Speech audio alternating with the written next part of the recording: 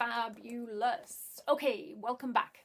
So now that we've got most of the admin stuff taken care of, now I want to show you how you can really set yourself up for success, how you can set yourself up for the year ahead. So please, if you've come straight from that previous video and haven't done any of those things, please do stop, pause the video. I'm not going anywhere. I'll still be here. Get yourself connected on Facebook, get to grips with that so you don't need to think about that. And then you can just go in as and when you want to, and then we can come back and get started here. So these are my suggestions for moving forward. And again, as I'm going through these, you can pause the video at any particular point. And I've just realised I've only got some of the paperwork here in front of me, so I may forget and have to have a look for something else.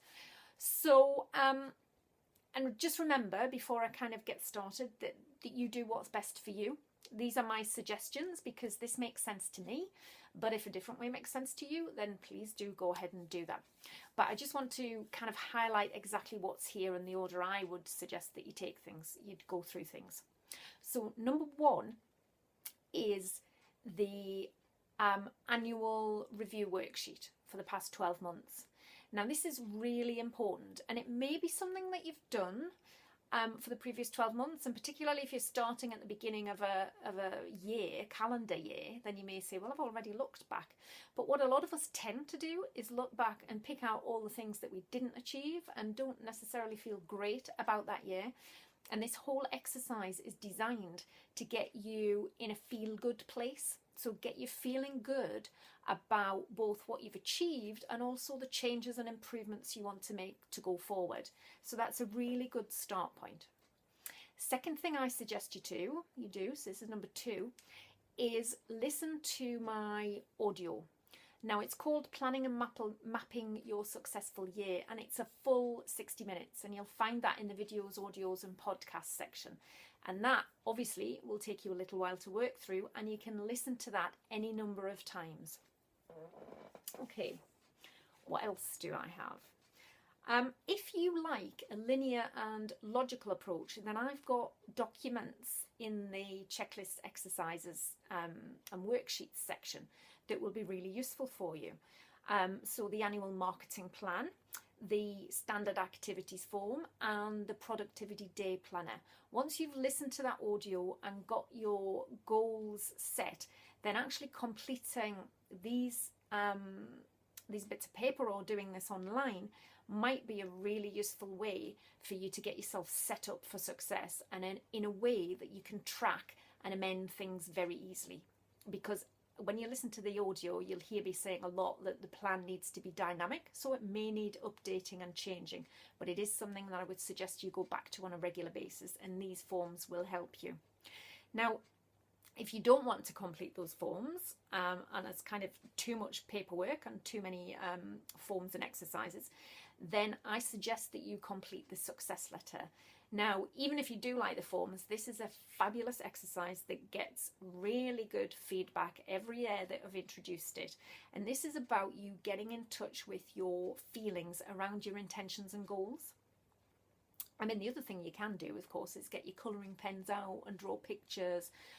It doesn't have to be computerised, and it doesn't have to be kind of, you know, all in black ink or whatever. But I certainly suggest that you fill out some goals and some plans for the 12 months if you can, or if it's more appropriate for you, then at least for a month or a quarter at a time, because you'll find that really useful to help you stay on track. Now, there are a number of other things that I've got in here that will help you achieve your goals and succeed in a way that you really want to this year. So I just want to kind of highlight what they are for you. The first is the goals and the consequences, and rewards document for your goals. So you can do these for personal goals and for professional or work goals. And I usually suggest that you choose one of each. The second thing that may help you is figuring out what you need to start doing that's different to what you usually do, what you need to stop doing, and we very often know exactly what it is we need to stop doing, and also what you may need to continue doing. So in my experience, people will have started, and I myself sometimes start to try and introduce good, more productive habits, but they're not habitual yet. It doesn't come easy, and you need to be reminded of those things. So I have a document called the Start, Stop, Continue Goal Setting and Review document. And if you complete that, at least for your first month, then that can be something that you go back to on a regular basis, because when you form good habits, then they don't need to be on that document. That's kind of there as something to remind you to keep doing, or to start doing, or to stop doing. And that's a really useful document for a lot of people. Another way to really set yourself up for success is to share your goals publicly. Now, the way to do that is obviously in the Facebook group.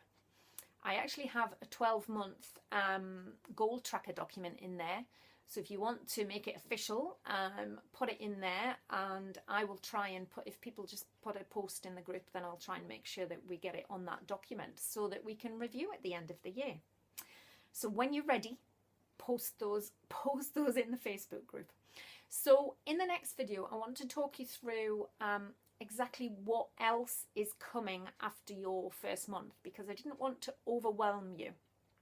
And I didn't want there to be so much information in the dashboard for you initially that you kind of did nothing. So hopefully I've given you a structure to work through there. And as I say, if you don't want to work through that particular structure, then just take note of the particular exercises and documents I'm suggesting, and then decide yourself how to work through those. So if I just tell you those again, just to make sure, start with the annual review worksheet. And that's very important that I think that you start with that, because that's about getting into your feel-good place. Then listen to the planning and mapping audio. And then use the forms and exercises I've got to support that audio, if that's something that you want to do. So that's the annual marketing plan, the standard activities form, and the productivity day planner. If you don't like that, or in addition, if you like all of these, then please do the success letter as well, because that's a really, really powerful exercise. And again, that's about getting in touch with feelings, which, you know, I'm really fond of. I think is so important in business and in life generally. And then the other things that I've mentioned are things that will help you with actually keeping on track and maintaining those plans, or adapting and reviewing and keeping yourself on track for success. So that's things like your Start, Stop, Continue, the consequences and rewards worksheet, and the goal tracker document that's in the Facebook group. Okay, look forward to seeing you on the next video, and I look forward to hearing all about your plans, your intentions, and your goals once you've worked through these exercises.